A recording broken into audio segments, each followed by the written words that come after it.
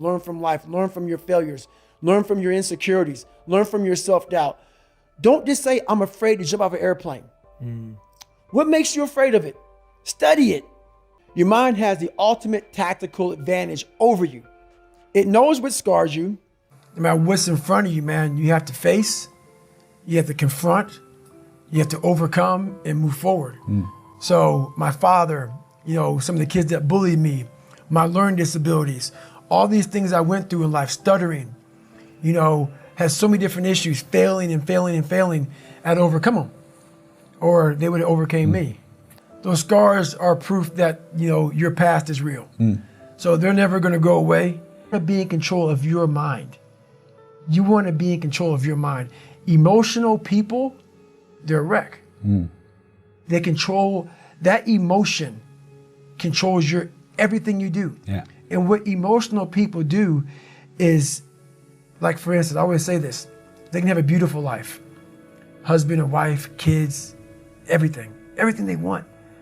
But it's the one thing that they don't have that makes them emotional.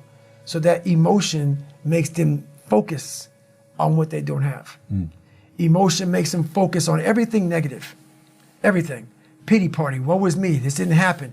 So your mind loves that. It loves talking to other people. Oh, this is all fucked up, man. Think about it. People love to bitch and complain about everything. So when you're sitting there, you may spend weeks, months, years bitching about the same thing. So what have you done? Nothing. There's no solution in that. Yeah. But most of us live there. Oh, this other guy got the pay raise. The other guy got this. The other guy got that. And we live in this emotional state of, woe was me. Nothing gets accomplished. Nothing gets accomplished. Yeah. You have to go to a different focus. The focus has to be so heightened that very few people, they even understand that, but they have it in them. They have it in them to go there. But you have to go to a place of fear, of suffering, of pain, of doubt. And that's when your mind, if it knows it's not going to quit, it opens up. And once it opens up, that's my 40% rule. Once you can open your mind up when it knows it's not going to quit, it finds more. It finds more focus. It finds more power. It finds more drive. And that's what gets you through the 31 miles. That's what gets him so hyper-focused on that one little nodule to put his finger on. And that's what you find in those moments. But without those moments, you don't know what you're capable of. Because you're living a very structured life without risk. You can't be muffled. You can't be muffled by these different voices in your head or these different people who doubt you, whatever. So it took me a long time to find my voice. For the majority of my life, people disrupted my life, but I allowed them to.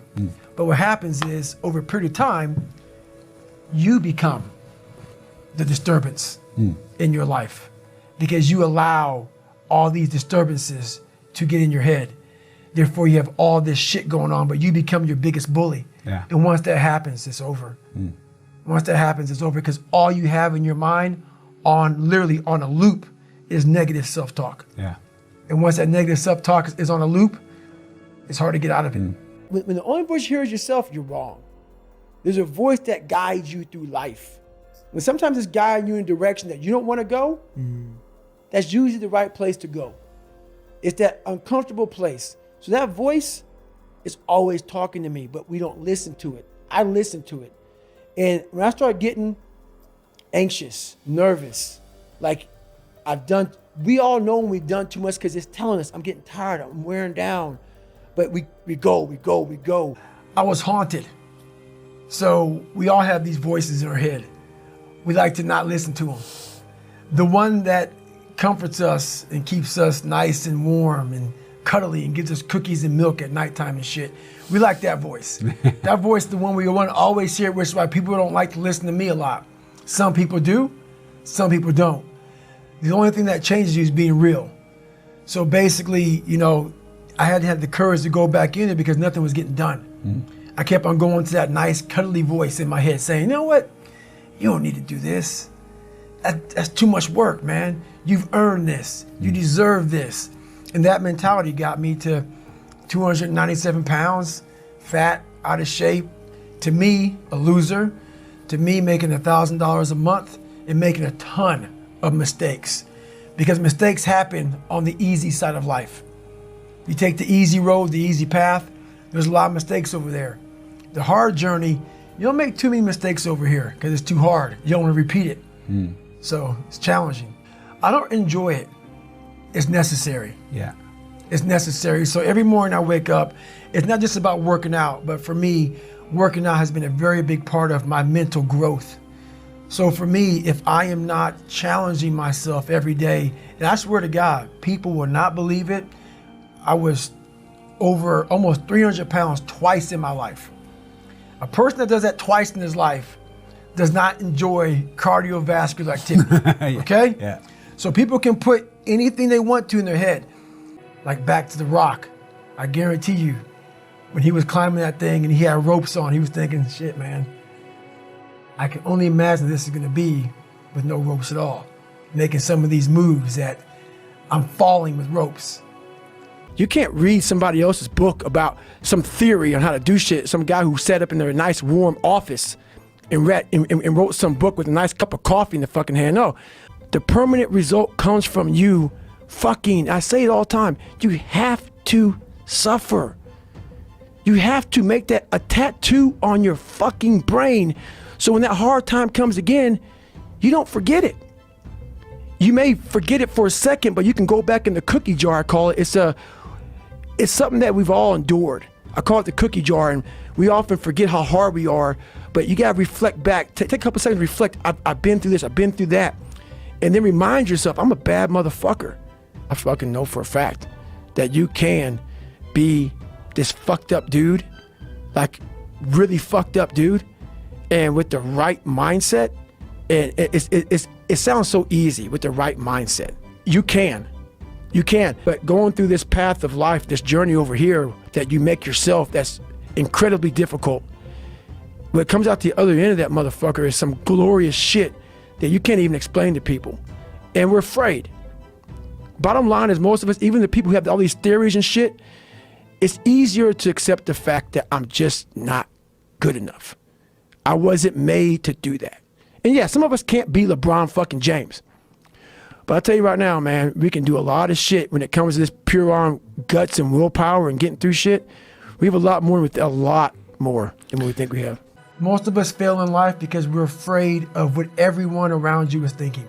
That's 100% truth. So we live by the narrative of other people. When you get to the point where you really fucking don't care, you don't have to say you're dangerous. You become very, very dangerous. I'm not saying don't care like, I don't care if I do that. No, when you don't care about other people and how they view you, about how you walk, how you talk, how you dress, where you want to go with your life. You know, growing up, when you see a movie and you watch a movie about a person who keeps failing, and at the end, they succeed. How do you feel after you watch that movie? Amazing, right? Yeah. I become the movie. I want to feel how I feel watching someone else in the movie. When I watched Rocky get his ass kicked and I watched all these different things of failure, I was able to put myself there and say, God, man, how much do you feel now that you finally got there? That's what failure has done to me. I've watched so many things and watched someone succeed at the end of it. It's like, God, I want to feel like that. But failure causes that one feeling. Without that failure involved, you don't have that feeling. If you just pass and you succeed and you're great, that feeling, yeah, okay, I'm good. What takes you years, months, years to accomplish because you just can't get over the hump, but you continue going back to the drawing board. You're looking for those few seconds after you finally figure out the equation, whatever the equation may be, to get you to finally pass, to succeed.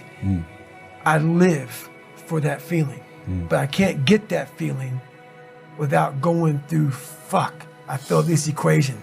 I failed this one, I failed this one, I failed this one. Oh, I'm figuring it out. So you start to feel it before you even pass, before you even get to the success part. And then once you succeed, the feeling is unbelievable. And you take that feeling of success through failure and you put it in your cookie jar. He said, I'll come back and get you again. I'm gonna need you again down the road in my life.